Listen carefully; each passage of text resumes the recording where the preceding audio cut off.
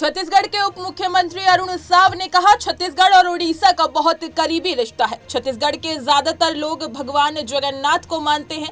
हम सब लोगों ने भगवान जगन्नाथ का आशीर्वाद लिया है और छत्तीसगढ़ और तथा छत्तीसगढ़ वासियों के लिए सुख समृद्धि के लिए भगवान से आशीर्वाद लिया है। छत्तीसगढ़ और उड़ीसा का बहुत नजदीक का संबंध है।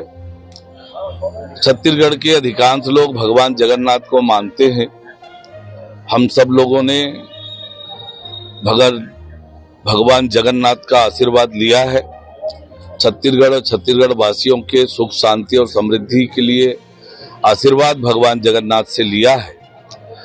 और इसके बाद केंद्रीय मंत्री धर्मेंद्र प्रधान जी के निवास जाएंगे।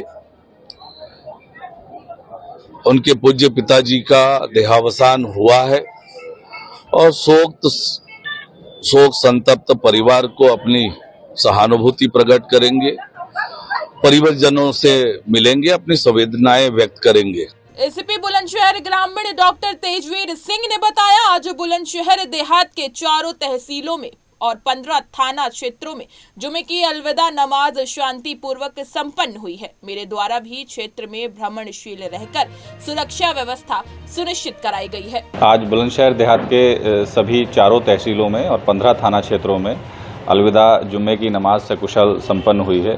सभी थाना क्षेत्रों में जोनल सेक्टर स्कीम लागू करते हुए सभी थाना प्रभारी, सभी क्षेत्राधिकारी, सभी चौकी प्रभारी अपने अपने क्षेत्र में लगातार भ्रमणशील रहे। स्वयं मेरे द्वारा भी क्षेत्र में भ्रमणशील रहकर सुरक्षा व्यवस्था सुनिश्चित कराई गई है।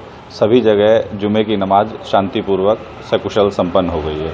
केंद्रीय मंत्री गिरिराज सिंह ने पश्चिम बंगाल की मुख्यमंत्री ममता बनर्जी की ब्रिटेन यात्रा और इंग्लैंड के एक कॉलेज में उनकी टिप्पणी पर कहा, सच्चाई को छिपाना और भारत का अपमान करना दोनों काम ममता बनर्जी ने किया है। पूरी दुनिया आज हमारी बढ़ती हुई अर्थव्यवस्था को देख रही है और उसका सम्मान कर रही है। देखिए, सच्चाई को छुपाना और भारत का अपमान करना दोनों काम ममता बनर्जी ने की है।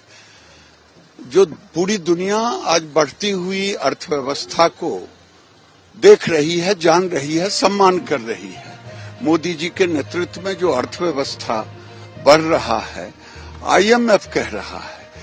भाजपा सांसद मनोज तिवारी ने आव्रजन विदेशी विधेयक 2025 पर केंद्रीय गृह मंत्री अमित शाह के बयान पर कहा, कल सदन में विदेश से आने वाले लोगों के लिए, खासतौर पर अवैध घुसपैठियों के लिए जिस कानून की आवश्यकता थी वो कानून बना दिया गया। देश को समझना चाहिए, ये बहुत चिंता की बात है।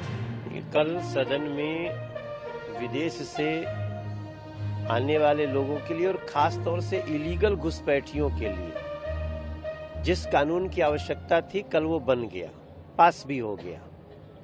क्योंकि अभी तक जो लोग इलीगल घुसपैठ करके आते थे उनको गिरफ्तार करके भेजने के अलावा या डिपोर्ट करने के अलावा कोई साधन नहीं था, कोई नियम नहीं था, कानून नहीं था।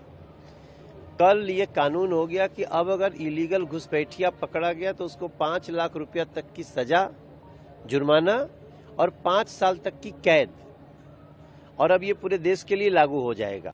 कांग्रेस सांसद कार्ति चिदंबरम ने सुप्रीम कोर्ट के कांग्रेस सांसद इमरान प्रतापगढ़ी के खिलाफ दर्ज की गई FIR को खारिज करने के फैसले पर कहा, मैं सुप्रीम कोर्ट के तर्क और फैसले से पूरी तरह सहमत हूं और इसका स्वागत करता हूं। हमें आलोचना को स्वीकार करने में सक्षम होना चाहिए, हमें व्यंग्य और हास्य पर हंसने में सक्षम होना चाहिए और यही एक स्वस्थ लोकतंत्र की पहचान है। I completely agree with the Supreme Court's reasoning and ruling and I welcome it.